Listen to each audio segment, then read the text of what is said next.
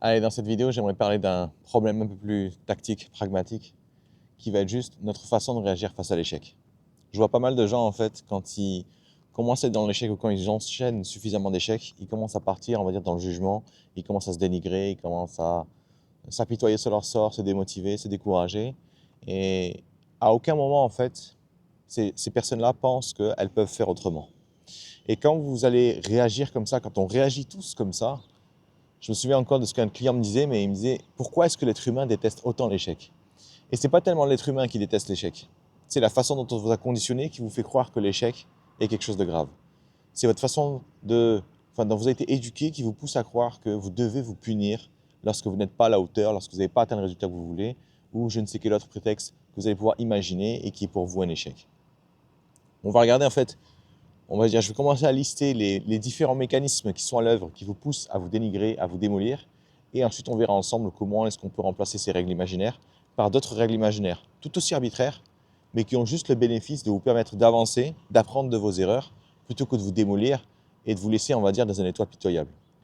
Premier élément que vous devez prendre en compte, c'est que les gens dans notre société utilisent l'échec pour juger leur valeur, pour juger en fait qu'est-ce qu'ils peuvent apporter aux autres, pour juger la qualité qu'ils ont en tant qu'être humain. Où est-ce qu'on a appris ça? À l'école directement. Qu'est-ce qu'on vous apprend très tôt à l'école? Si vous avez de bonnes notes, c'est parce que, si vous avez des bonnes notes, alors vous serez quelqu'un de fiable, vous serez quelqu'un de sérieux, vous serez quelqu'un sur qui on peut compter, vous serez quelqu'un digne de confiance. À l'inverse, vous avez des sales notes, vous êtes une merde, vous êtes un cancre, vous êtes incapable de faire quoi que ce soit, vous êtes incapable de travailler, vous êtes un feignant. C'est évident que quand on commence à, on va dire, vous matraquer ça dans le crâne, le simple fait d'échouer va signifier pour vous que vous êtes on va dire, ces mauvais éléments-là, et tout de suite, vous allez vous dire, mais non, c'est pas moi. Il y aura un sentiment d'injustice qui va arriver, il y aura un sentiment de punition beaucoup trop injuste qui va arriver dans votre tête, et c'est ça en fait aussi qui va vous faire souffrir. La perspective que des gens pensent, que vous-même vous pensiez que vous n'êtes pas à la hauteur, que vous êtes un cancre, que vous êtes une merde, que vous n'êtes pas fiable, que vous ne pouvez rien faire de votre vie, ou je ne sais quelle autre absurdité vous allez vous mettre dans la tête à ce moment-là. Pourquoi est-ce qu'on a tendance à tous penser ça encore une fois? Je veux vraiment matraquer ce message à travers cette vidéo. C'est que vous avez été conditionné pour. Vous avez été éduqué, vous avez été, on va dire, dressé comme on dresserait un animal pour immédiatement penser de cette façon-là. Je sais, c'est pas très, on va dire, glamour de vous dire ça, mais c'est exactement ce qui s'est passé. Pourquoi? Parce que si vous prenez des millions d'êtres humains, des milliards d'êtres humains, on va dire, ils n'ont aucun point commun entre eux, ils ne se connaissent pas, ils n'ont pas de relation tous ensemble, et que quand ils ressortent d'une machine, quand ils ressortent d'une institution et ils pensent tous la même chose, c'est que c'est un conditionnement qui a eu lieu, on va dire, à très grande échelle. Plus vite on comprend ça, plus vite on comprend que les règles imaginaires qu'on nous a imposées dans la tête et que l'on suit aveuglément, que l'on suit par pur conditionnement, ne sont que ça, les règles imaginaires. Aussi, on vous fait comprendre très rapidement qu'échouer, c'est mal. Qu'échouer, c'est que les gens qui sont mauvais qui font ça. Alors qu'est-ce qui va se passer quand vous allez commencer à échouer? Vous allez avoir directement un sentiment de honte et de culpabilité. Les sentiments de honte et de culpabilité, ils ont la particularité que quand vous allez les ressentir, vous n'aurez pas envie de mieux faire, vous n'aurez pas envie d'apprendre de vos erreurs, vous aurez juste envie de fuir, vous aurez juste envie de vous défendre. C'est pour ça qu'on va dire que quand il y a un problème, que quelqu'un, on va dire, porte plainte, vous êtes au tribunal et que vous voyez des gens se défendre pour des raisons, on va dire, indéfendables, la personne, en fait, se sent juste coupable, mais dans le sens, elle s'est fait prendre, elle a un peu honte de être visible aux yeux de l'humanité, et qu'est-ce qu'elle va faire? Elle va se défendre contre tout et n'importe quoi. On a vu justement des procès médiatisés où le type commence à se défendre, comme si c'était lui la victime, alors qu'en fait il est le persécuteur. Ça, c'est le sentiment de honte et culpabilité pour vous. Autrement dit, la capacité d'apprentissage que vous allez avoir quand vous allez ressentir ces émotions-là, ces sentiments-là, c'est de l'ordre de zéro. Vous allez juste vous défendre, vous allez juste, on va dire, vous trouver des excuses, vous allez juste vous dire que c'est pas de votre faute. Donc c'est pour ça aujourd'hui, notamment sur les réseaux sociaux, que quand un type se fait attraper pour détournement mineur ou je ne sais quoi encore, il aura toujours de bonnes excuses à vous donner, alors qu'en fait il a juste mal agi. Alors qu'en fait il a juste été un sale type qui essaie en plus de, on va dire, se défendre, de défendre l'indéfendable. Et c'est ça en fait qui va l'empêcher d'apprendre, de faire mieux, de devenir meilleur et du coup de rester médiocre. Ce sentiment de culpabilité, de honte, on vous l'enseigne très rapidement depuis votre enfance parce qu'en fait un enfant n'a pas spécialement, on va dire, son cerveau n'est pas assez développé pour avoir naturellement des barrières, naturellement éléments qui vont inhiber un petit peu son comportement, l'empêcher de faire n'importe quoi. Alors on va utiliser des mécanismes qui sont beaucoup plus radicaux, comme par exemple la honte et la culpabilité, le fait de se sentir mal, le fait de punir, parce que justement l'enfant n'a pas encore ces éléments-là. Le gros problème que vous allez avoir, c'est que 30 ans plus tard, vous avez encore ces éléments de merde. Comme si en fait vous n'aviez pas changé, comme si le monde n'était pas beaucoup plus complexe depuis que vous aviez 8 ans. L'autre élément aussi qui vous poussera à vous sentir coupable quand vous n'êtes pas à la hauteur, quand vous n'arrivez pas à atteindre les objectifs qu'on vous donne, quand vous n'arrivez pas à atteindre les résultats que vous vous fixez également, c'est que cette notion de culpabilité et de honte, c'est quand même vachement pratique, on va dire, dans notre société. On est dans une société où, pour travailler, le système de base, c'est le système hiérarchique. Il y a un type qui vient, on va dire, qui est votre supérieur, qui vous dit quoi faire. Et il vous donne vos objectifs. C'est pas déconnant dans un système comme ça de formater les enfants dès le départ pour qu'ils pensent que ce système-là est le seul et unique qui existe. C'est pas déconnant de les former pour qu'ils réfléchissent pas trop et qu'ils soient pas trop chiants quand on va les mettre dans un système comme ça, s'ils sont déjà programmés en fait pour faire ce qu'on leur demande. Et si jamais ils le font pas, ils vont se sentir immédiatement coupables. Immédiatement, ils auront de la honte, de la culpabilité, de la souffrance, et du coup, ils vont se remettre eux-mêmes dans le droit chemin. Autrement dit, ce que j'essaie de vous faire comprendre ici, c'est que tout ce mécanisme, tout ce conditionnement que vous avez subi, il n'a pas été fait pour votre bien. Il n'a pas été fait pour, on va dire, le bien de la société. Il a été fait juste parce que aujourd'hui, dans le monde de l'entreprise, on fonctionne sur un système hiérarchique. Il y a un type qui vous dit quoi faire, un type que vous ne connaissez pas, qui n'en a rien à foutre de ce qui est bon pour vous, qui n'en a rien à foutre de ce que vous voulez faire, et on veut faire en sorte que vous trouviez normal de suivre des ordres sans discuter. Alors, c'est pas déconnant de vous conditionner pour que vous vous matraquiez vous-même la gueule si vous ne faites pas ce qu'on vous demande. D'où ce système de honte et de culpabilité. À cause de ce premier conditionnement où vous allez penser que si vous échouez, vous êtes quelqu'un de mal, vous êtes quelqu'un de mauvais. À cause de ce deuxième conditionnement où quand vous allez échouer, vous allez vous sentir coupable et vous aurez honte. Le troisième gros problème de ne pas savoir réagir face à l'échec, de réagir de façon dont on vous a conditionné, c'est que votre confiance en vous, votre capacité à passer à l'action va être complètement détruite. Imaginez à chaque fois que je me trompe, je me démolis la gueule. Mieux que ça encore, les gens autour de moi me démolissent la gueule aussi, me disent que je suis mauvais, que je suis mal, que je suis nul, que je devrais avoir honte. À votre avis, est-ce que j'ai envie encore d'essayer? Est-ce que j'ai encore envie de prendre des risques? Est-ce que j'ai encore envie de me dépasser? C'est évident que non. Et qu'est-ce qui va se passer alors? Ma confiance en soi va diminuer au minimum. Pourquoi? Parce que votre confiance en soi va se démolir, non pas quand vous échouez, mais quand vous êtes dans l'inaction. Quelqu'un qui échoue en boucle, il a confiance en lui. Pourquoi? Parce qu'il se dit, je suis en train d'échouer, je suis en train d'apprendre. Et à un moment donné, je vais apprendre suffisamment de choses pour savoir exactement comment ça marche. Du coup, lui, sa confiance en lui, elle est OK. Il sait qu'à un moment donné, il va trouver la solution. Il a vécu suffisamment d'expérience pour se dire que même si je ne comprends rien à ce que je fais là, maintenant, tout de suite, je vais y arriver. À l'inverse, quand vous allez commencer à être dans l'inaction, votre cerveau, en fait, va commencer à analyser les preuves qu'il a sur votre capacité à agir, sur votre capacité à, on va dire, atteindre un résultat. Et quand il va voir dans votre passé que, à des centaines de reprises, vous n'êtes pas passé à l'action, vous avez laissé les choses se faire, vous êtes contenté de ce que vous aviez, votre cerveau, à un moment, il va se dire, OK, c'est bon, je pense qu'on est bon à rien. Et c'est là, en fait, que ça va être difficile pour vous, parce que, étant donné que vous avez au fond de vous des objectifs, vous avez au fond de vous des rêves, vous avez au fond de vous des projets, mais parce que vous avez une confiance en vous qui est quasi nulle et une capacité à passer à l'action quasi nulle aussi, vous allez énormément souffrir. Vous allez sans cesse regarder votre vie se détériorer et vous n'allez rien pouvoir faire. Là où du coup vous avez deux choix. Faire ce que la majorité des gens font, c'est vous dire, bon ben, vous vous résignez, vous contentez de ce que vous avez, dire bon ben, c'est comme ça, c'est la vie, on ne peut pas avoir tout ce qu'on veut, on ne peut pas être tous des superstars, on ne peut pas être tous des je ne sais pas quoi encore, alors qu'en réalité vous n'avez même pas essayé. Vous avez juste arrêté d'essayer, tellement on vous a démoli, tellement vous êtes démoli la gueule. Et le deuxième élément, justement, c'est de continuer quand même à essayer. Et à chaque fois que vous allez essayer et que vous allez échouer, vous démolir la gueule. Pourquoi est-ce qu'on a beaucoup ce deuxième, on va dire ce deuxième archétype, alors qu'il n'a pas l'air d'être logique? C'est justement parce que l'être humain n'est pas logique, mais il est émotionnel. L'être humain, de toute façon, c'est quand il a envie de faire quelque chose, il va trouver un moyen de le faire. Même si c'est douloureux, même si c'est chiant, même si c'est dur, même si c'est difficile. Dans cette vidéo, en fait, ce que j'aimerais vous faire comprendre, c'est que si vous avez effectivement envie de faire des choses, autant on se débarrasse de la torture qui va avec, autant on se débarrasse du mauvais conditionnement qui va avec, autant on prend du plaisir à faire ce qu'on fait, parce que de toute façon, on va se tromper tellement de fois que ça va être trop chiant si on commence à se tabasser la gueule à chaque fois qu'on se trompe. Alors autant on vient prendre du plaisir, autant on prend ça comme un jeu, autant on comprend que ce sont les règles du jeu, les règles de la vie qui nous imposent d'échouer suffisamment de fois avant d'avoir ce qu'on veut. Et à partir de là, justement, vous pourrez booster votre confiance en vous, booster votre bien-être, booster votre capacité à passer à l'action et du coup avoir ce que vous voulez.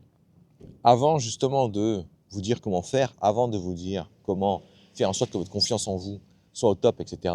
Il y a un truc que vous devez comprendre aussi, c'est que dans le conditionnement qu'on a aujourd'hui, on accorde tellement d'importance aux autres, tellement d'importance à leur jugement, à leur regard, à leur opinion sur ce qu'on fait, qu'il va être très difficile pour nous d'avoir confiance en nous. Pourquoi? Parce que si vous avez une confiance en vous incroyable, mais que vous accordez encore de l'importance à ce que les autres pensent de vous, il suffit que les autres pensent que vous n'êtes pas à votre place, que vous êtes insolent, que vous n'êtes pas humble, que vous n'êtes pas, on va dire que vous ne suivez pas les clous et que vous êtes quelqu'un de mauvais. Ça va vous démolir. Alors, ce qu'on va faire aussi à travers cette vidéo, c'est comprendre, enfin, ce que j'essaie de vous faire comprendre aussi dans cette première partie de la vidéo, c'est que les trois quarts des problèmes que vous avez aujourd'hui viennent des règles imaginaires des autres. Quand vous comprenez que les autres ont imposé des règles imaginaires dans votre tête, dont le seul but est de les arranger eux et pas vous, vous allez commencer à vous dire, mais pourquoi est-ce que je suis des règles qui, en fait, ne m'apportent aucun bénéfice? Pourquoi est-ce que j'accepte de suivre des règles qui ne bénéficient qu'aux autres, qui veulent me contrôler, qui veulent avoir, on va dire, qui veulent me mettre dans une case qui les arrange et qui, du coup, ne se demandent absolument pas ce qui est bon pour moi, absolument pas ce que j'ai envie de faire de ma vie et qui en ont, en fait, tellement rien à foutre qu'ils préfèrent largement utiliser ma vie pour, on va dire, arranger la leur, plutôt que me donner, on va dire, une part égale. C'est ça, en fait, que je veux aussi vous faire comprendre dans cette vidéo. Donc, ce qu'on va faire aussi également dans la partie solution, dans la deuxième partie de cette vidéo, quand je vais vous présenter mes solutions, c'est qu'on va aussi apprendre à se désengager, on va dire, se décorréler des autres, de leurs règles imaginaires, de leur jugement, de ce qu'ils pensent de vous. Sans ça, vous aurez beau avoir une confiance en vous incroyable, à la seconde où je vous mets à côté de quelqu'un, à côté d'un inconnu qui a la capacité de vous brider instantanément juste parce qu'il va faire un jugement, ça sert à rien. Vous allez juste vous battre, on va dire, dans une bataille perdue d'avance. Enfin, le dernier élément qui vous empêchera de réagir correctement face à un échec, c'est que vous allez tellement vous sentir honteux, vous allez tellement vous sentir mal, que vous allez essayer de réparer, on va dire, ce que vous avez fait. Vous allez essayer de vous faire pardonner. Et c'est à ce moment-là, en fait, qu'on rentre dans un cercle vicieux qui va nous pousser à viser un résultat encore plus haut alors qu'on a du mal à avoir le résultat qu'on visait à la base. Typiquement, vous allez avoir ça n'importe où. Je sais pas, imaginons, je prends un mec qui veut faire un régime, il veut perdre du poids, il va commencer à se priver un petit peu, il va commencer à arrêter de manger n'importe quoi, et un jour, il va craquer. Qu'est-ce qu'il va se dire le lendemain? Ah, si demain je mange pas, en vrai, ça devrait le faire. Je devrais rattraper cette journée, ça devrait, on va dire, revenir sur un état de base, quoi. Qu'est-ce qui va se passer? Évidemment, il va pas y arriver. Parce que déjà, il a du mal à moins manger ou faire attention à ce qu'il mange. C'est pas en mangeant rien du tout qu'il va y arriver, quoi. Donc, vous allez rentrer dans un cercle vicieux, en fait, où quand vous allez essayer de vous rattraper, vous n'allez faire qu'empirer les choses. Et quand vous allez empirer les choses, parce que la barre est encore plus haute, vous vous sentirez encore plus mal de ne pas réussir, vous vous sentirez encore plus mal d'être une mauvaise personne, vous aurez encore plus honte et vous sentirez encore plus ce sentiment de culpabilité et votre confiance en vous va être démolie, blablabla, et vous commencez du coup à rentrer dans un cercle vicieux. Qu'est-ce qu'il faudra faire justement quand vous commencez à vous rendre compte que tiens, j'ai échoué, j'ai pas atteint la barre que je voulais, j'ai pas réussi à la vitesse que je voulais? On va apprendre à s'en foutre complètement parce que la barre que vous êtes fixée à la base, non seulement c'est souvent un autre type, des autres qui vous ont mis cette barre de façon totalement arbitraire et vous n'en avez pas eu conscience, ou mieux encore, c'est vous-même qui allez mettre cette barre pour des raisons complètement stupides. On va voir ça ensemble. Première étape de la solution, c'est en fait une conviction. Vous devez comprendre, et c'est ce que j'ai essayé de faire à travers cette première vidéo, cette première partie de la vidéo, vous devez comprendre que toutes les règles que vous suivez aujourd'hui à propos de l'échec sont des règles imaginaires, sont des règles arbitraires, sont des règles qui ont été créées de toutes pièces.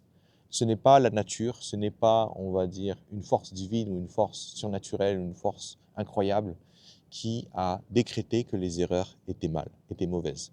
En fait, dans plein de cultures, on s'en tape de faire les erreurs. C'est pas évidemment nos cultures occidentales aujourd'hui, non orientales non plus. En Asie, c'est encore pire. Mais dans certaines cultures qui ont réussi à être préservées, on constate en fait que les gens n'ont plus cette histoire de il faut absolument, on va dire, contribuer au groupe. On va contribuer au groupe, mais pas en mode le contribuer du mieux possible. C'est juste chacun fait sa part. Et chacun justement prend du plaisir. Chacun joue son rôle dans la société. Et quand il y en a un qui se trompe, c'est pas grave, il va se corriger. Donc vous devez comprendre, première étape, que tout le conditionnement que vous avez subi, en fait, il est arbitraire. Tout ce que vous pensez aujourd'hui est arbitraire. Vous avez juste été, on va dire, dressé comme on dresserait un animal sauvage ou un animal de compagnie pour qu'il exécute certaines actions, pour qu'il pense d'une certaine façon. Je sais, c'est horrible ce que je dis, mais c'est exactement ce qui se passe. Encore une fois, pourquoi? Parce que vous ne pouvez pas me prendre des milliards d'êtres humains et me dire que comme par hasard, ils ont tous la même définition de l'échec, alors qu'ils n'ont aucun point commun à la base. Non, ils sont passés tous par une institution qui les a conditionnés, qui leur a permis qui les a façonné plutôt leur façon de penser, et du coup c'est pour ça qu'on pense tous la même chose. Donc si vous voulez, on va dire, mieux réagir face à l'échec, vous devez déjà poser cette règle. Pour essayer de vous convaincre aussi à quel point les règles qu'on vous a inculquées sont totalement débiles, c'est si je vous pose la question logiquement, à votre avis, après une erreur, il faudrait faire quoi si on veut réussir? Je fais une erreur, je devrais en faire quoi? Là, immédiatement, vous allez dire, bah, je devrais juste apprendre de mon erreur et point barre, quoi. Je n'ai pas besoin de me, j'ai pas besoin de me torturer, je n'ai pas besoin de me dire que je suis mal, je n'ai pas besoin de me dire que je suis quelqu'un de mauvais, je n'ai pas besoin de me dire que je suis quelqu'un qui n'est pas fiable, je n'ai pas besoin de me dire que j'ai plus confiance en moi, je n'ai pas besoin de me dire que je devrais me cacher, je n'ai pas besoin de me dire que je ne sais quoi encore, qui ne m'aide pas du tout, en fait, qui ne règle pas mon problème. J'ai une voiture, elle est en panne, je connais quelqu'un qui peut la réparer, je vais juste appeler le type, quoi. Et si lui, il a du mal à la réparer, ben, il va juste faire de son mieux. Ça ne sert à rien qu'il se dise qu'il est nul. Ça ne va pas augmenter ses chances de réparer sa voiture. De la même façon, vous, quand vous avez un problème, vous démolir la gueule, ça ne va pas augmenter vos chances de résoudre le problème, bien au contraire. Donc vous devez en fait comprendre que quand vous commencez à réfléchir à froid à ces situations-là, vous allez comprendre tout de suite que les règles qu'on vous a apprises n'ont pas pour but de vous permettre de réussir, elles ont juste pour but d'être contrôlables. Que les autres, justement, puissent exercer une influence sur vous. Encore une fois, c'est pas que les autres sont diaboliques, c'est juste que dans la société dans laquelle on est, dans le monde de l'entreprise dans lequel on est, il y a une hiérarchie. Et si on veut que cette hiérarchie soit respectée, ce serait bien d'avoir des mecs qui réfléchissent pas trop. Ce serait bien d'avoir des mecs qui ne remettent pas en question certaines règles qu'on aimerait, on va dire, laisser parce que c'est beaucoup plus simple. Donc, étant donné que vous avez des objectifs ambitieux, étant donné que vous voulez vivre votre propre vie, vous n'allez pas vous amuser à suivre ces règles-là, parce qu'en fait, elles ne sont pas compatibles, adaptées à votre réalité, à vos désirs. Et c'est pour ça, en fait, qu'on va les changer. Dans la suite de cette vidéo, je vous donnerai des règles imaginaires que j'utilise personnellement, et je les appelle volontairement des règles imaginaires pour vous faire comprendre que vous n'avez pas besoin d'adopter exactement le même. Ah, une abeille! Allez, barre-toi, toi. Vous n'avez pas besoin d'adapter les mêmes exactement, c'était plutôt un frelon. Vous n'avez pas besoin de me croire sur parole, je ne suis pas une entité divine qui vient vous apporter la vérité, non, je viens juste vous apporter des règles imaginaires dont les seuls bénéfices sont que vous aurez au moins, on va dire, ce sont au moins des règles qui vous permettront d'avancer vers vos objectifs. Ce sont au moins des règles qui vous arrêteront de souffrir, qui vous permettront d'arrêter de souffrir. Ce sont des règles qui vous empêcheront, de vous sentir coupable et d'avoir honte. La seule raison pour laquelle j'ai façonné ces règles, c'est parce que je suis dans un environnement aujourd'hui où je me trompais tout le temps. J'ai des objectifs ambitieux, objectifs que je ne sais pas accomplir, que je ne sais pas comment faire, que quand je demande autour de moi, il y a pratiquement personne qui sait comment faire, et ceux qui savent comment faire ne savent même pas ce qu'ils ont fait.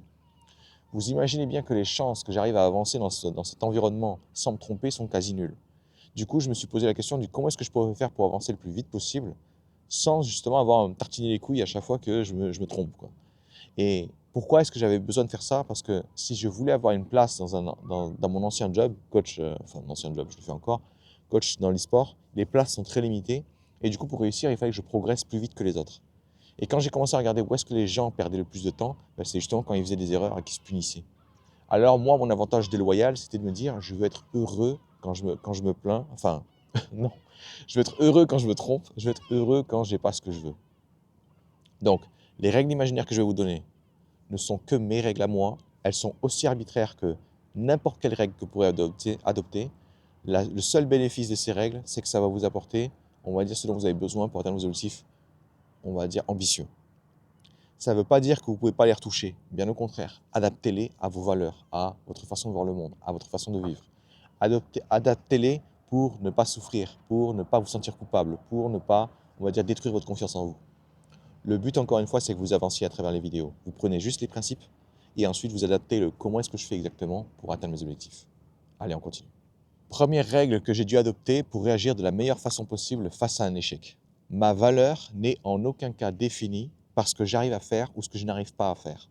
Autrement dit, je ne suis pas une mauvaise personne si j'échoue et je ne suis pas non plus une bonne personne si je réussis. En fait, le qualificatif bon et mauvais, le problème qu'il a, c'est qu'il est beaucoup trop vague. Bon ou mauvais par rapport à quoi? Par exemple, quand je fais cette vidéo, est-ce que je peux dire que c'est une bonne vidéo ou une mauvaise vidéo? Oui et non, parce que je peux dire qu'elle est bonne par rapport à mes critères à moi, mais un type me dirait, bah attends, si tu te mettais un peu plus comme ça, la lumière du soleil serait un peu plus, on va dire, un peu plus claire sur ton visage, ta casquette, si tu l'avais enlevée parce qu'il n'y avait pas beaucoup de soleil, on verrait mieux les traits de ton visage ou je ne sais quoi encore, et on se retrouverait en train de se disputer sur qu'est-ce que ça veut dire bon et mauvais. À la place, ce que je veux faire, au lieu de juger les choses, bonnes, mauvaises, je vais utiliser plutôt de la description. La description, c'est quoi? C'est, imaginons, vous vous lancez dans un projet, Au lieu de vous demander en quoi est-ce que ton projet est bon, je vais plutôt vous dire, décris-moi ton projet. Qu'est-ce qui te donne envie dans ton projet? C'est quelque chose qui est important pour moi. C'est quelque chose qui est artistique et j'ai toujours voulu explorer mon art. C'est quelque chose qui me permettra aussi de, on va dire, presque une thérapie, parce que quand je suis en train de pratiquer mon art, quand je suis en train de faire quelque chose, je me concentre juste sur ce que j'ai à faire et je ne pense plus à mes soucis, plus à mon anxiété, blablabla. Bla, bla, bla, bla. Là, je suis en train de décrire les choses. Je suis en train de décrire ce que ça m'apporte.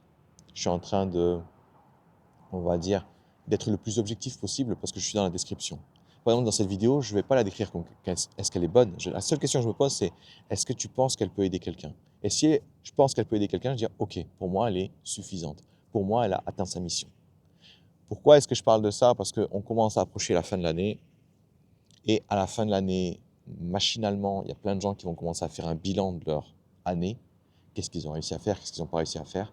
Et vous imaginez bien que s'ils sont en dessous de la barre qu'ils sont fixés le premier jour de l'an, lors de la nouvelle résolution, ils vont se sentir mal, ils vont se sentir coupables, ils vont se sentir, on va dire, leur confiance en eux va baisser. Et du coup, ça va commencer à partir dans un cercle vicieux. À l'inverse, quand ils vont juste décrire les choses, ils vont se dire la chose suivante. C'est vrai que je n'ai pas atteint cet objectif-là. Mais quels étaient les moyens que j'ai déployés pour atteindre cet objectif? Et là, il va commencer à décrire les choses. J'y ai pas pensé suffisamment. J'y ai pensé 3 fois dans l'année. J'y ai pas mis ça dans mon agenda pour en faire une priorité. J'ai pas bloqué du temps au cours de ma semaine pour me dire il faut absolument que je fasse ça. Tous les jours, ça sera ma routine. Et là, du coup, on commence à avoir de l'information. Donc, au lieu de juger, au lieu de dire est-ce que c'est bon, est-ce que c'est mauvais, je vais décrire les choses. Est-ce que cette vidéo-là va aider quelqu'un? Oui, je la fais. Oui, mais le soleil, il n'est pas terrible, je m'en fous. Oui, mais tu as une casquette et je m'en fous. Oui, mais je m'en fous. Est-ce qu'elle va aider quelqu'un? Oui, c'est ma mission. Oui, mais il y a des gens qui ne sont pas d'accord avec moi. J'en ai rien à péter. Oui, mais c'est pas bien de dire j'en ai rien à péter. Ils ont aussi leur opinion, ils ont le droit de l'avoir. Oui, ils ont le droit de l'avoir, ils ont le droit de se le foutre au cul aussi. J'ai pas à écouter une opinion dont je m'en tape complètement. À la fin, si quelqu'un veut me faire un retour constructif, la première chose qu'il doit faire, c'est bonjour, tu fais quoi avec tes vidéos? Je veux juste aider des gens. Tu as quelque chose à apporter là-dessus? Non? Bye bye. Le jour où vous comprenez ça, vous allez commencer à vous désolidariser du besoin des autres, de besoin de validation des autres, du besoin de j'ai besoin que les autres soient d'accord avec ce que je fais. Pourquoi? Parce que encore aujourd'hui, vous avez été conditionné pour accorder énormément d'importance aux autres. Sauf que les autres ne vont jamais se demander ce que vous êtes en train de faire, ne vont jamais se demander pourquoi vous le faites, pourquoi c'est si important pour vous. Donc ils vont tout le temps répondre à côté, ils vont tout le temps vous donner des retours qui tombent à côté. Donc ça sert à rien en fait. On va vous donner des retours soi-disant constructifs, sauf qu'on ne sait même pas ce que vous êtes en train de construire. C'est quand même bateau, quoi. C'est quand même bien chiant, quoi. Et c'est pour ça en fait qu'aujourd'hui, on va dire les gens ont beaucoup de mal à communiquer parce qu'ils pensent avoir raison. Du coup, ils vont vous donner ce qu'ils pensent, ce qu'ils auraient fait différemment par rapport à ce que vous faites, et ils vont s'attendre à ce que vous le preniez. Et si vous ne le prenez pas, ils vont vous dire que vous ne savez pas prendre les critiques. Non, ça n'a rien à voir.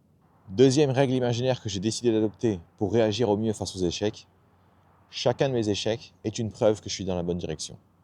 Qu'est-ce que je veux dire par là? J'ai des objectifs ambitieux. Je vais faire des choses que je ne sais pas faire, que personne ne m'a appris à faire, que personne pratiquement ne peut m'apprendre à faire. Autrement dit, les chances que j'échoue sont, on va dire, immenses. À chaque fois que je vais échouer, ça veut dire que j'ai essayé. À chaque fois que j'ai échoué, ça veut dire que j'ai tenté. J'avais une hypothèse et je voulais la tester. À chaque fois que j'ai échoué, ça veut dire que j'ai, on va dire, fait une nouvelle tentative parce que je pensais vraiment que ça allait fonctionner. Autrement dit, je passe à l'action. Et quand vous allez comprendre que votre confiance en vous se base uniquement sur l'action, se base uniquement sur le nombre de tentatives que vous avez faites et que le cerveau se rend compte finalement que vous n'êtes pas mort à chaque fois que vous avez échoué, là vous commencez à vous dire, mais en fait, je joue à un jeu où je peux que gagner. Je joue à un jeu où je peux que gagner parce qu'à chaque fois que je fais un test, si le test est différent, si je teste une nouvelle hypothèse, si j'apprends de chacun de mes échecs, alors je ne fais qu'avancer. Le seuil que je vise pour réussir, lui, ne bouge pas. Il n'y a que moi, en fait, qui bouge. Et je bouge à deux conditions. Je passe à l'action pour tester une hypothèse. Et à chaque fois qu'une hypothèse est foireuse, je comprends pourquoi, pour me permettre de développer une nouvelle hypothèse. Le gros problème qu'on constate chez les gens qui se martyrisent, qui pensent qu'ils sont mauvais s'ils échouent, qui se sentent coupables, qu'ils ont honte, ou je ne sais quel autre mal-être qu'ils vont avoir à ce moment-là, c'est qu'ils vont juste faire tout le temps la même chose. Pourquoi est-ce qu'on a tendance à tout le temps faire la même chose, à faire tout le temps le même essai, alors que ça n'a aucune chance de fonctionner, étant donné que ça n'a pas marché les 1000 premières fois? On va le faire parce qu'on se sent tellement mal que le cerveau, en fait, il va trouver n'importe quel stratagème pour vous sentir un peu mieux. Et il y a un truc qui rassure le cerveau très rapidement, c'est le fait de se retrouver dans une situation qu'il connaît déjà. Et c'est pour ça en fait que vous allez sans cesse faire la même chose, parce que votre cerveau, en fait, ça va le rassurer. Il sait que ça va pas marcher, mais il sait au moins que pendant les 10 prochaines minutes où ça va pas marcher, il sait exactement par quoi vous allez passer, il sait ce que vous allez faire, il sait que vous allez y croire encore une fois, et il sait ensuite que vous allez retomber aussi sec. Même si c'est douloureux, le cerveau se dit: je préfère largement un chemin que je connais par cœur mais qui est douloureux, qu'un chemin que je ne connais pas et qui pourrait être bien pire que ça. Évidemment, c'est juste votre cerveau qui est câblé pour votre survie et pas pour votre épanouissement, qui commence à penser comme ça, qui imagine le pire à chaque fois qu'il voit l'inconnu. Mais quand vous allez vous dire justement que vous n'avez rien à craindre, parce qu'en fait c'est ça le truc, c'est que si vous êtes à froid, vous savez que chacun de vos échecs n'est pas si grave que ça. Genre, il n'y a personne qui va mourir. Je suis d'accord, il y a des ressources qui vont être utilisées, il y a du temps qui sera perdu, entre guillemets. Mais ce temps, quoi qu'il arrive, vous allez le perdre. Pourquoi? Parce que vous ne savez pas faire ce que vous voulez faire. Vous allez devoir apprendre. Donc ce temps, vous allez devoir le dépenser quelque part. Donc autant le dépenser à apprendre. Donc deuxième règle imaginaire que j'ai dû vraiment adopter, c'est que le simple fait de me tromper me prouve que je suis dans la bonne direction. Et cette direction, c'est quoi? C'est la direction qui me permet de passer à l'action. Vous avez des objectifs ambitieux, ils ne vont pas se faire tout seuls. Ils ne vont pas se faire parce que vous réfléchissez très très bien. Ils ne vont pas se faire parce que vous avez un super planning. Non, ils vont se faire, ils vont se réaliser parce que chaque jour, vous passez à l'action pour essayer d'avancer. Troisième règle imaginaire que je vous conseille d'adopter, si vous voulez maximiser vos chances de bien réagir face à l'échec et surtout maximiser vos chances de réussir. Ma confiance en moi ne se base pas uniquement sur la montagne de réussite que j'ai eue dans le passé, mais elle se base aussi sur le système solaire d'échecs que j'ai accumulé. Qu'est-ce que je veux dire par là? On insiste en fait sur cette histoire que la confiance en soi vient non pas des résultats, mais en fait ça vient aussi surtout de vos passages à l'action. Vous entendrez très souvent que la confiance en soi vient uniquement de vos réussites, qu'il faut réussir pour avoir confiance en soi. C'est vrai uniquement si votre confiance en soi dépend encore des autres, dépend encore de, on va dire, leur opinion sur vous. C'est évident que si ces gens-là vous voient réussir en boucle, ils vont avoir confiance en vous, ils vont vous valider. Et du coup, votre confiance en soi va monter. Mais qu'est-ce qui se passe quand vous êtes le type qui, on va dire, est au début de sa carrière, est en train d'essayer d'avancer, se plante en boucle? Comment est-ce que vous pouvez avoir confiance en vous? Comment est-ce que vous pouvez avoir l'assurance que ça en vaut la peine? Comment est-ce que vous pouvez avoir la foi que toutes les erreurs que vous êtes en train de faire là, maintenant, tout de suite, sont justement quelque chose qui vont payer à un moment, qui vont vous donner les résultats que vous voulez? Vous ne pouvez pas si votre confiance en vous ou votre capacité à croire en vous dépend des autres. C'est pour ça que moi, la confiance en soi, je préfère utiliser les deux éléments qui sont ma montagne de réussite, qui vont en effet me permettre de me confirmer que oui, j'ai déjà réussi dans le passé, oui, je peux y arriver, oui, j'ai fait des choses qui étaient bien plus complexes, mais aussi le système solaire d'erreur que j'ai eu qui me dit, tu t'es trompé des milliards de fois, ça t'a jamais empêché de réussir, au contraire, ça t'a permis d'avancer à chaque fois, et à chaque fois que tu as avancé, tu es devenu meilleur. L'autre élément aussi que j'utilise beaucoup, c'est la confiance en soi, en fait. Est-ce que, je sais pas, imaginons je parle à un type qui n'a jamais parlé en public et qui doit faire animer un séminaire devant 500 personnes. Est-ce que j'ai confiance en lui? Non. Pourquoi? Parce qu'il n'a pas encore cette montagne de réussite qui me montre que il sait lancer, il sait de quoi il parle, il sait qu'il peut le faire. Par contre, ce que je vais regarder aussi au départ, c'est est-ce qu'il a une montagne d'échecs? Parce que ce gars-là, s'il a une montagne d'échecs et qu'il n'a pas encore les réussites, je sais que du coup, il est juste dans le processus d'y arriver. C'est pour ça que si vous, aujourd'hui, vous n'avez pas confiance en vous, vous allez voir vos échecs comme quelque chose de négatif, comme quelque chose qui prouve que vous ne pouvez pas le faire. Mais ça, c'est la vision juste des autres, qui pensent que l'erreur, c'est mal, qui pensent que l'erreur est à éviter, qui pensent que l'erreur, c'est un signe que vous êtes un sale type, ou une sale personne, ou une mauvaise personne, quelqu'un qui n'est pas fiable, quelqu'un qui est un feignant, ou je ne sais quoi encore. Le jour où vous comprenez que quand vous êtes dans un objectif ambitieux, que vos chances de réussir sont quasi nulles comparées à vos chances d'échouer, vous allez vous rendre compte que l'échec est finalement une ressource comme une autre. Et c'est vous, en fait, qui allez donner du sens à cet échec. Si vous avez envie de croire que c'est une preuve de votre confiance en vous, que c'est une preuve que vous vous êtes lancé à plusieurs reprises, que vous avez appris et que vous avez réessayé et que ça ne vous a pas tué, ça vous permettra justement d'avancer. Peu importe ce que vous croyez, vous avez raison. L'être humain, en fait, a cette particularité. Si je crois dur comme fer que les erreurs sont quelque chose de mauvais, je vais me sentir mal. Alors qu'en fait, quand on y réfléchit, je vous envoie dans un environnement où vous ne connaissez pas ce qui se passe, vous ne connaissez pas les règles, vous n'avez jamais connu, enfin vous n'avez jamais utilisé les outils que je vais vous donner. Est-ce que je vais vraiment m'étonner que vous vous trompiez? Est-ce que je vais vraiment m'étonner que vous ne savez pas utiliser les outils? Non. Par contre, si vous croyez que c'est mal, vous allez souffrir. Si vous croyez au contraire que c'est bien, vous êtes content parce que vous dites, ah tiens, je suis en train de jouer, je suis en train d'essayer de récolter de l'information. C'est vrai que c'est pas très rapide, mais je m'en fous parce que de toute façon, c'est pas moi qui décide de la vitesse. C'est pas moi qui décide en fait si je vais réussir ou pas immédiatement. Troisième règle imaginaire du coup que j'utilise pour ma confiance en moi, elle se base sur ma montagne de succès et mon système solaire d'échecs. Encore une fois, ces règles imaginaires, ce ne sont pas des vérités. C'est juste des règles que j'utilise parce que ce sont des règles qui sont adaptées à un environnement où mes chances d'échouer sont nettement plus élevées. Vous pouvez adapter librement ces règles imaginaires pour justement vous permettre d'avancer le plus vite possible, mais surtout dans le plaisir. Éviter la souffrance inutile, éviter la culpabilité inutile. Dernière règle imaginaire que j'ai adoptée pour me libérer complètement de cette souffrance après un échec, pour mieux réagir face à un échec, pour réagir de façon optimale, je n'ai rien à rattraper. Trop souvent dans ma vie, je me suis mis des seuils, je me suis mis des dates limites qui n'avaient aucun sens. Ouais, ok, je me laisse 2 minutes pour, je me laisse 2 ans, pardon, 2 minutes, ça aurait été un peu compliqué. Je me laisse 2 ans pour réaliser mes rêves. Je me laisse 2 ans pour vivre de ma passion. Pourquoi est-ce que je m'étais laissé 2 ans? Parce que je savais que mon père ne m'aurait pas laissé plus de temps que ça avant de me tomber dessus et de me faire plein de critiques. C'est tout. C'est même pas parce que je pensais réussir, je pensais que j'avais un plan infaillible qui devrait payer dans 2 ans. Je pensais même pas que parce que j'avais des, on va dire des atouts que je pouvais jouer et que dans 2 ans maximum, ça paierait. Non, c'est juste parce que ça m'arrangeait.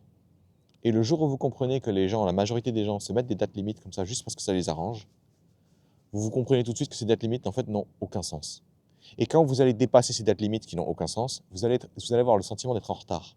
Vous allez avoir le sentiment d'avoir échoué. Vous allez avoir le sentiment d'avoir raté justement la date où il fallait rendre le travail. Tout ça, c'est un signe de conditionnement. Qu'est-ce que vous devez comprendre en fait à ce moment-là? Vous devez juste comprendre que vous avez foutu une date complètement arbitraire à un moment de votre vie parce que ça vous arrangeait. La date que j'entends très souvent là venant de mes clients, c'est ce serait bien que je réussisse avant la fin de l'année. Comme ça, après, le début de l'année, bam, je commence en trombe, tu vois. Ce serait pas trop bien? Et à chaque fois, je réponds, ouais, ce serait trop bien, ouais. Et tu sais ce que tu vas faire avec ta date de merde? Et c'est, ouais, je vais me la foutre au cul, ouais, je sais, ouais. Exactement. Parce que plus vite vous comprenez que les dates que vous fixez, vous le faites émotionnellement et pas logiquement, vous le faites juste pour vous rassurer, parce que ce serait sympa que, parce que ce serait bien que, parce que ce serait vraiment un super départ si, plus vite vous allez vous en séparer. Donc je n'ai rien à rattraper en fait. Tout ce que je sais, c'est que ma réussite se fera automatiquement le jour où j'ai tout mis en place. Je ne sais pas ce qu'il faut mettre en place, donc je ne peux pas vous dire quand est-ce que je vais y arriver. Encore aujourd'hui, je parlais à un mec qui bossait dans des chantiers. Il me disait, tu vois, ce chantier-là, on l'avait vendu, on s'est dit que ça prendrait 1 an. Ça fait 18 mois qu'on y est, on n'est même pas à la moitié. Et dans ma tête, je me dis, mais c'est ton premier chantier, comment ça se passe? Pourquoi il y a un décalage aussi énorme? Et il me dit, en fait, il y a plein de trucs qui ont déconné. Le froid, le fait que les gens, on va dire, n'étaient plus intéressés par le BTP, le fait que ce chantier-là requiert des spécialistes qui sont même plus trouvables, on va dire, sur le sol français. Plein d'éléments, en fait, qu'il n'avait pas gérés. Et ce mec-là, il avait 10 ans d'expérience. Vous imaginez un mec qui a 10 ans d'expérience et qui se foire tellement comme ça sur la planification d'un truc qu'il fait tous les jours. Et moi, là, je vais faire un truc que je connais même pas et je vais vous dire, ouais, t'inquiète, bon, ça va prendre 2 ans. T'inquiète. Je gère. Je sais même pas ce que je fais. Je sais même pas combien de trucs ça va me prendre. Encore aujourd'hui, je m'amuse avec ma chaîne YouTube. Je me dis, tiens, sur la base de ce qui s'est passé la semaine dernière, je devrais atteindre tant d'abonnés à telle date. Pas une seule fois, j'ai eu bon. Pourquoi? Parce que je me base sur des données qui sont juste arbitraires, qui sont juste aléatoires. Du jour au lendemain, il y a Google ou il y a YouTube qui peut dire, tiens, aujourd'hui, tu vas prendre 20 abonnés. Tiens, aujourd'hui, tu vas en prendre un. J'ai eu une journée comme ça, juste un. Voilà, tiens, va te faire foutre. Tu fais les mêmes vidéos, tu fais les mêmes contenus, tu aides les gens. Mais non, aujourd'hui, tu vas prendre un. Qu'est-ce que je comprends à chaque fois quand il se passe ça? Je comprends que tous mes désirs, toutes les règles imaginaires que je me mets, toutes les dates imaginaires que je me pose, c'est du pipeau, que je ne dois pas m'y attacher. Je comprends la pensée que j'ai, je vois d'où est-ce qu'elle vient. Je vois que c'est mon cerveau qui, dans une tentative désespérée d'anticiper ce qui va se passer et qui veut se rassurer, va essayer de créer des règles imaginaires en se basant sur 2 points que j'ai eus dans l'espace et qui va se dire « ouais, ça devrait se passer comme ça » et jamais c'est le cas.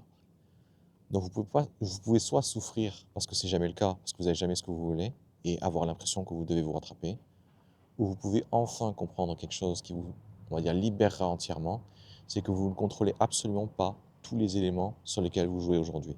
Vous n'en avez même pas conscience pour certains. Et c'est OK. C'est OK parce que c'est pareil pour tout le monde. Par contre, toutes les vidéos qu'on vous essaiera de vous vendre, on va dire tous les guides qu'on essaiera de vous donner sur comment réussir à faire X, Y, Z, on vous fera croire que vous pouvez tout contrôler. On vous fera croire que tout est, on va dire, prévisible. La raison est extrêmement simple, c'est que les gens qui cherchent en fait ce genre d'outils, ce genre de cours, ce genre de guide, ne veulent pas vraiment savoir comment faire, ils veulent juste se rassurer sur le moment. Et la meilleure façon de rassurer quelqu'un, c'est d'essayer de lui dire que les choses vont bien se passer, vont se passer d'une certaine façon, suivant un plan, et juste la personne se sentira mieux. Même si le plan, justement, plus tard va complètement foirer, là, vous commencerez à parler des «et qu'est-ce qu'on fait si le plan n'est pas suivi?» Et en fait, depuis le début, on sait que c'est pas suivi. Et c'est OK. Cette vidéo pour vous rappeler quoi? Comment réagir du mieux que vous pouvez face à l'échec. Vous avez pu comprendre à travers cette vidéo que vous avez été conditionné pour naturellement vous sentir mal, naturellement vous dégrader, naturellement vous défoncer la gueule, au lieu de faire la seule chose utile et vraiment productive en cas d'erreur, c'est-à-dire apprendre. Comprendre que vous avez juste mis des hypothèses en place, que ces hypothèses doivent être vérifiées, que 9 fois sur 10 ces hypothèses seront fausses et que c'est OK. C'est pour ça que cet élément aussi que je voulais vous mettre en place, c'est que détruire toute source de souffrance, toute source de culpabilité, parce que ces éléments-là vous empêcheront de voir les choses clairement. Quand vous allez arrêter de vous juger, arrêter de juger les choses, est-ce que je suis bon, est-ce que je suis mauvais, est-ce que mon résultat est bon, est-ce qu'il est mauvais, vous allez commencer à décrire les choses. Vous allez commencer à être précis. Et plus vous êtes précis sur quelque chose, plus vous serez objectif. Est-ce que cette vidéo est bonne? Oui, non. Est-ce que cette vidéo peut aider quelqu'un? Oui. Là, je suis dans la description. Je suis beaucoup plus, on va dire, précis. Est-ce que cette vidéo est bien éclairée? Non. Est-ce que tu es quelqu'un qui veut faire des vidéos cinématographiques et ça? Non. Je m'en tape complètement. Est-ce que le son est bon? C'est la seule chose qui m'importe. Une fois que vous avez arrêté de vous juger, vous allez commencer aussi à redéfinir les règles. Comment est-ce que je sais si je suis dans la bonne direction? Comment est-ce que je sais si j'avance, si j'échoue? Pourquoi? Parce que je suis dans un environnement aujourd'hui où je vais échouer en permanence. Donc si je vais échouer en permanence avant de réussir, la façon pour moi de savoir si je vais avancer, c'est si j'échoue. Ma confiance en moi, comment est-ce que je la crée? Si je suis dans un environnement où je vais gagner tout le temps, c'est évident que ma confiance en moi va se créer sur une montagne de réussite. A l'inverse, si je suis dans un environnement où je vais échouer tout le temps et gagner très rarement, ma confiance en moi se créera sur ma montagne de réussite, mais mon système solaire d'échec. En fait, vous êtes en train de voir que mes règles imaginaires ont juste été créées pour être parfaitement adaptées à l'environnement où je suis. C'est le but. C'est la seule raison pour laquelle ces règles existent. Ça veut dire quoi? Ça veut dire que si vous êtes dans un environnement différent, dans une situation différente, n'hésitez pas à adapter ces règles, à les modifier comme vous voulez. Vous êtes autant apte à les modifier que moi. Assurez-vous juste qu'ils vous donnent les objectifs, les bénéfices que vous recherchez. Les meilleures, on va dire, dispositions possibles.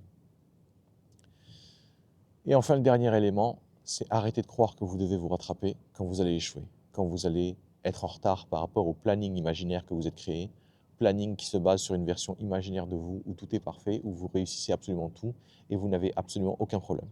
Je ne sais pas vous, mais il ne se passe pas une seule semaine sans que j'ai un problème. J'espère que cette vidéo vous permettra d'être, on va dire, plus à l'aise avec le fait d'échouer, plus à l'aise avec le fait de vivre votre aventure comme il se doit, et surtout que vous pourrez commencer à redéfinir vos règles. Une fois que vous avez on va dire, remis ces règles en place, une fois que vous avez décidé des règles imaginaires que vous allez suivre, vous avez une seule chose à faire, les pratiquer encore, encore et encore, à les renforcer jusqu'à ce qu'en devienne une seconde nature. Autrement dit, vous allez comprendre aussi que je suis en train de vous demander de vous reconditionner. Sauf que ce conditionnement que vous allez subir, que vous allez vous faire subir, c'est un conditionnement qui, on va dire, a au moins le bénéfice de vous servir à quelque chose, plutôt que de servir que aux autres. Allez, bon courage à vous et amusez-vous bien. Ah, petit instant de publicité, un jour je vais y arriver, un jour je vais arrêter d'oublier. Tous les dimanches soirs, mercredi soir et vendredi soir, de 21h à 22h, je suis en live sur YouTube. Et pendant ces lives, je vous montre en fait comment est-ce que je bosse, comment est-ce que je surmonte les obstacles, comment est-ce que je me pose des questions pour régler mes problèmes. Et surtout, je peux aussi répondre à vos questions. Les lives sont organisés pour que je puisse animer le live tout seul s'il n'y a pas de questions. Mais si jamais il y a des questions, les questions ont la priorité. Donc n'hésitez surtout pas à les poser. Si vous avez, on va dire, du mal à appliquer quelque chose, si vous avez du mal à avancer dans vos projets, je serai ravi justement de pouvoir réfléchir avec vous, de vous poser quelques questions et de voir un peu ce qui peut se passer. Allez, bonne journée à vous et amusez-vous bien.